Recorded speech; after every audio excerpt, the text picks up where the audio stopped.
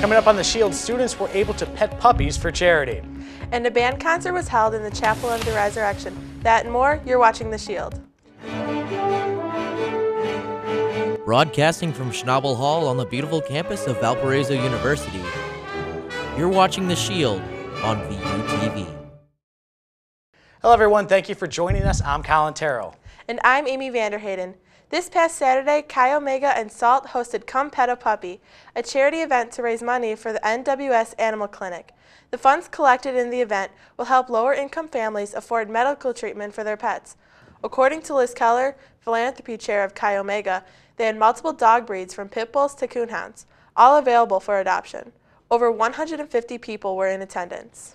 This past weekend, the Chamber Concert Band performed in the Chapel of the Resurrection. Conductor Jeffrey Scott Dobler led the group in playing compositions that range from the three dances of Florence B. Price to Symphony No. 1, The Lord of the Rings by Johann D. Mehy. Audience members included VU students and parents in light of Family Weekend. Children of the Valparaiso University faculty came out this last weekend to the Valparaiso University residential halls for the 6th annual Trick-or-Treat Night event, hosted by the Office of Residential Life in association with the National Residence Hall, Honorary House Councils, and Greek Life. Families were invited to trick-or-treat in the first floors of several residence halls, which included Warenberg, Brant, Alumni, Lankenau, and Shiel. Each resident hall had something different to offer. In Lankenau Hall, there was a juggler performing for the children. In Shiel Hall, there were arts and crafts, as well as a Nerf gun game for the kids to participate in.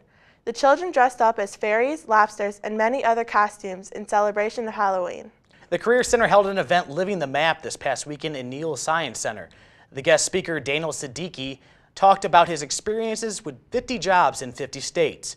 Students across campus were invited to attend the event and gain knowledgeable advice as to how to overcome their fear of job rejections and never giving up on your passion dreams. Siddiqui explained that the purpose of sharing his story was to encourage anyone facing doubts about getting a job after college. VUTV correspondent Michael Gallenberger has more. Valparaiso University's Career Center hosted the event Living the Map on Tuesday, October 24th in Neal Science Center. Students from all around campus were invited to listen to Daniel Siddiqui's job experiences throughout the country. Daniel set out on a mission to work 50 different jobs in 50 states, and in his presentation he encouraged students to overcome their fears of failure and rejection and not let their field of study or their environment keep them from their dreams. I was somebody that was wanting to discover what was out there, and I wanted to make the story as real as possible, and it was, and genuine understanding of the country, different industries and careers, and really teach them not to limit themselves. The Career Center set up this event in order to enlighten students with the idea to focus on their dreams and not to let their fear of rejection or failure impede them from their dreams and goals. It's important to follow your passion. So if you have a passion about a certain area of expertise, great, follow that passion and get involved and engage yourself in the real world, so to speak, so that you can take that experience back with you into the classroom environment. The Career Center's goal is always to guide students in the right direction and help them understand what's important to focus on while looking for a job. Daniel's presentation inspired students to exceed their ultimate career goals. This is Michael Gallenberger reporting for VUTV.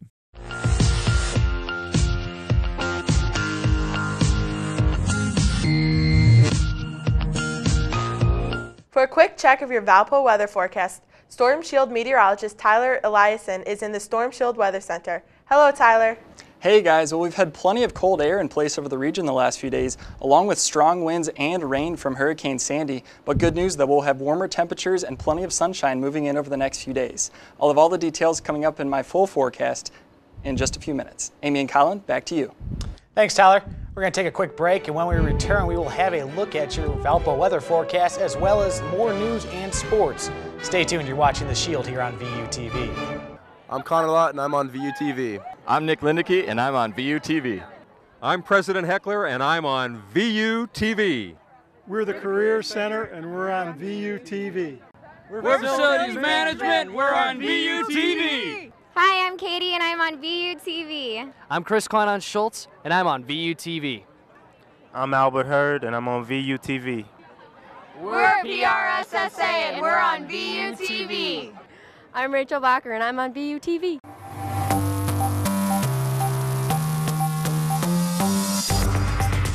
Welcome back to The Shield. People in Massachusetts are getting ready for Hurricane Sandy. Here you can see people stocking up on the essentials at one New Bedford grocery store. According to the National Hurricane Center, Sandy is currently a Category 1 storm with maximum sustained winds up to 75 miles per hour. Forecasters fear it could collide with a cold front to create a superstorm. Sandy is expected to hit somewhere along the eastern seaboard. Massachusetts Governor Deval Patrick declared a state of emergency this past weekend. He warned residents they could be facing widespread power outages. Senator Marco Rubio had to get off the Romney campaign bus and drive off with a Florida state trooper after learning his daughter, Amanda, was in an accident. Rubio was with Mitt Romney during the Republican presidential candidate stops in Central Florida. A family friend says a golf cart was involved in the 12-year-old's Miami accident. Rubio's daughter is said to be in stable condition. Former Prime Minister Silvio Berlusconi said during a televised speech that he would not be candidate to become Prime Minister following next year's parliamentary elections. Berlusconi was sentenced by a Milan court to 4 years in prison for tax evasion. The case stemmed from Berlusconi's Mediaset television group and the head of a Swiss bank, in which TV rights for films were purchased and then resold within the group at an inflated price. During an interview aired by CNN affiliates TCCOM24, he said he wants to return to politics to reform the justice system. With a little under a week to go until Election Day, the latest poll shows an even tighter race in one key battleground state. A new CNN ORC international survey shows President Obama with a 4-point edge over Mitt Romney in the race for Ohio's 18 electoral votes. 50% of likely voters questioned in the poll say they're backing the president. 46% say they're supporting the former Massachusetts governor. Obama's 4-point advantage is within the survey's sampling error. Polling of Ohio voters last month before the first debate showed Obama ahead of Romney by 7 to 10 points. The man accused of killing unarmed Florida teen Trayvon Martin is back in court. George Zimmerman admits he shot Martin but claims it was in self-defense. Prosecutors are requesting a gag order so that lawyers and witnesses in the case cannot talk to the media or influence potential jurors. Prosecutors have charged Zimmerman with second-degree murder. He has pleaded not guilty. The judge in the case has ordered Zimmerman's medical records sealed. Last week we saw temperatures rise into the mid-70s again and then finally saw things cool down. What can we expect as we make our way into November? Storm Shield meteorologist Tyler Eliason joins us in the studio. Hello, Tyler. Hey guys, how are you? Good. You? Good. Well, Sandy has had a big impact over our area as well as the East Coast, as I'm sure you're aware of. We have had winds of gusting up to 50 miles an hour, as well as waves going all the way up to 25 feet or so. That's very strong, very big waves, and that's caused some lakeshore flooding around the area. Those waters are likely retreating by now, but this has been a crazy storm for us, and it's something we don't normally see around here in the Great Lakes region. Well, we had a few showers around the area today, but those are beginning to clear out. Like I said, windy conditions will prevail throughout the course of the afternoon, though. Over the next few days, we could have a pretty good dose of sunshine. We'll still have the breezy conditions with the lingering Sandy still in the area, but a weekend warm-up is on the way, and a few showers could kick off next week for us. Here's our temperatures right now around the area. 47 over in Omaha, 39 in Davenport, a bit chillier here in Valparaiso, 41 degrees. Notice the blues, really that colder weather coming down from Canada. Over the course of the evening on Wednesday into Thursday, we'll drop down into the low 30s, some of the coldest weather that we've seen this year around the area.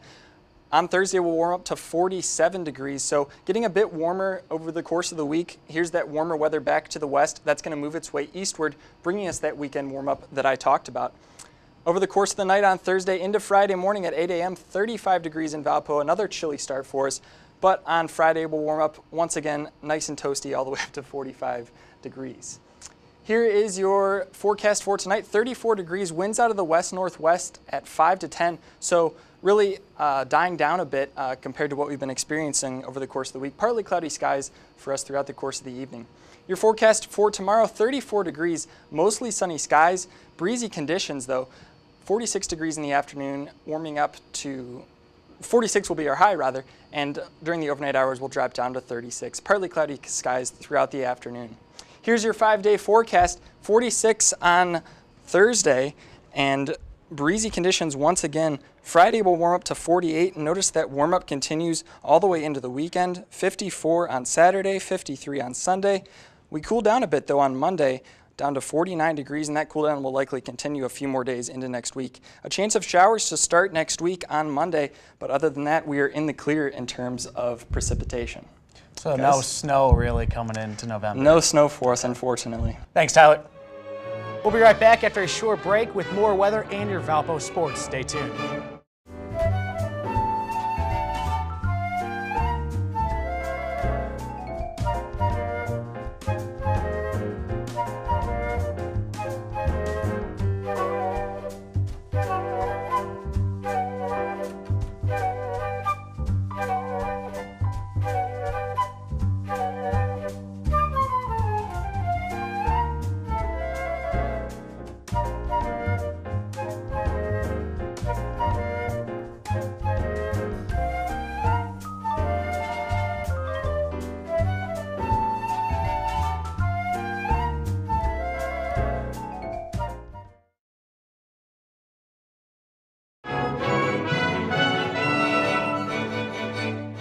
Welcome back to the Shield. With a look at all your Valpo sports, we turn it over now to Shield Sports Director Drew Taylor. Drew? Thanks, Amy. The Valpo football team hosted Marist University over the weekend, looking for their first win of the year. We fast forward late first quarter. Crusaders down 9-0, but they were on the Marist 3-yard line. A run up the middle was stuffed, however, on fourth down, and the Brown and Gold would turn over possession to the Red Foxes, and they wouldn't look back from there. Marist went on a 35-7 run on their way to a 44-7 win over the Crusaders. Looking ahead, Valpo will be on the road Saturday, November 3rd, as they square off against the Campbell Camels, kickoff at noon. The Crusader women's soccer team hosted 6th-seeded Loyola on Tuesday in what was the Horizon League quarterfinals. On a cold and windy day at Eastgate Field, it was the Ramblers who struck first in the 10th minute of play, and unfortunately, that goal would be all they needed as they downed the Crusaders 1-0. The end of the season means we bid farewell to one of the best senior classes in program history. Luisa Desario, Trisha Wadecki, Rachel Hoagland, Catherine Terrell, and Janine Lytle. The men's team had a busy weekend, traveling to Ann Arbor, Michigan to face the Michigan Wolverines. Valpo would come out with a chip on their shoulder, Eric Nieto getting robbed of a goal off the woodwork. Both teams would have their chances throughout the match. Through 88 minutes of play, the game was knotted up at 0-0. However, in the 89th minute, Michigan midfielder Fabio Pereira guides this ball past Kyle Zobek in what would be the only and deciding goal of the match. Final score, Michigan 1, Valpo 0. Crusaders continued their non-conference road trip Tuesday, beating IPFW handily by a score of 3-1. The 1-1 road trip didn't affect the Horizon League standings, however, but here's how they stand as of today. Valpo is sitting in 4th place with just one match remaining. Looking ahead, the team will be on the road for the regular season finale Saturday the 3rd in Milwaukee. Match time is set for 7 p.m. The Crusader volleyball team wrapped up their homestand on Friday, hosting last place Wright State. We fast forward to the end of set 1. Ellen Vandenberg showing no mercy as she hammers this one down for the kill to take set 1 by a score of 25-20. Set 2 provided a little bit of a scare from the Raiders, but in the end, Kelsey Victor puts an exclamation point on the set. Crusaders win set 2, 25-23. After the break, Valpo carried the momentum over and Mary Dent puts the finishing touches on the match right here, giving the Crusaders a third set win, 25-18, and more importantly, the match victory, 3-0.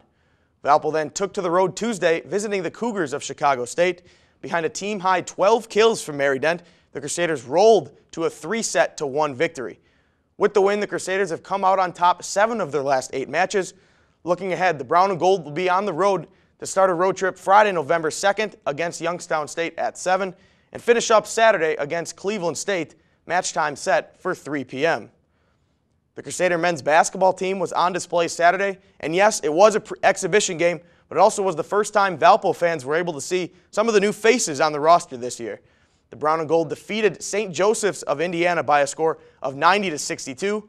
Among those who put on the Crusader uniform for the first time was 6'10" junior forward by the name of Bobby Capabianco, or Bobby Board as we like to call him. Capabianco had a team-high 19 points and 8 rebounds in 28 minutes of action. The Brown and Gold will hit the hardwood for their second and final exhibition game this Saturday the 3rd against Robert Morris, tip-off scheduled for 7:05 at the Arc. There's no questioning the preseason hype and expectation level surrounding the team this year. Coach Drew and Crusader guard Ben Boggs discussed that and more. Take a listen. You know, our main objective is we want to take care of ourselves. And going back to last year, the year before, this year, we're more concerned with results at the end of the year, standings at the end of the year. So our focus, whether we're picked 5th or 8th or 1st, is our team getting better, our team performing at the highest level that we can, and pretty much control the things that we can control. Expectations are high. I mean, we've got a lot of returning guys, a lot of new guys. I think, with high expectations, you've got to work hard, and we've been working really hard, and coaches are pushing us to be the best that we can be. So I think as long as we continue with the high work ethic, we could have a successful year. You can catch those interviews in their entirety at youtube.com/ValpoAthletics. The Brown and Gold will tip things off for real November 9th, hosting Georgia Southern at 7:30 p.m. That'll do it for sports. To stay up to date on all your Crusader sports, log on to ValpoAthletics.com. Guys, back to you. Thanks, Drew. Before our last check of weather, Storm Shield meteorologist Rachel Dunsing captured students' reactions to cold temperatures. Well, we are nearing the end of the month of October, and with it, we are bringing some chilly temperatures as well. A cold front went through on Thursday night, dropping temperatures 27 degrees in less than 4 hours. And it looks like those chilly temperatures are going to be around for quite a while. So I went around campus asking students what they thought of the chilly temperatures. Cold weather is a common occurrence here in northwest Indiana. Normal high temperatures for this time of year in October are around the mid-50s. However, last weekend and continuing through this week, we are going to struggle to get out of the 40s. And students on the Valpo campus have different views when it comes to the chilly temperatures. Senior Sarah Almamar shares with me why she enjoys the chilly weather. It's almost Halloween. It's time for it to be a little bit colder, so I'm excited to break out the sweaters and enjoy the colder weather. But there are some who enjoy the cooler temperatures for other reasons. I have really bad allergies and asthma, so when the cold weather comes around, it kind of just automatically goes away, and I don't have to deal with my coughing or my watery eyes or anything like that. So I'm really, really, really excited that there's not going to be as much pollen in the air or anything like that. Katia Ayalo, a junior, believes the cooler, drier air is much easier on her lungs. However, the cooler temperatures are not for everyone. More students around campus are starting to bundle up. So regardless of whether they don't like the extra layers, most just don't like the travel across campus when the chill has set in. It makes walking to class, especially from uptown, really difficult and just tiresome. Not being able to walk around campus in like 26 inches of snow, but I mean, it is what it is. So whether you're looking forward to the chilly temperatures or not, winter is definitely starting to make its way into the Valpo area. So just grab a scarf and some blankets and enjoy the chill. Reporting for the Shield, I'm Storm Shield meteorologist Rachel Dunsing. And now with our last check of weather, Storm Shield meteorologist Tyler Eliason joins us in the studio. So we're going to be getting a break from the winds come this weekend? Yeah, the winds are going to die down. Sandy's going to move out of the area all the way back up into Canada. And we're going to have a warm-up all the way up to 54 degrees on Saturday and 53 degrees on Sunday. So I'm sure everybody's looking forward to that. All right, sounds good. Thank you, Tyler. You're welcome. That's going to do it for this edition of The Shield. I'm Colin Terrell. And to get on-demand VUTV programming, log on to youtube.com/ValpoVUTV. For everyone here at VUTV, I'm Amy Vanderhayden. Thanks for watching.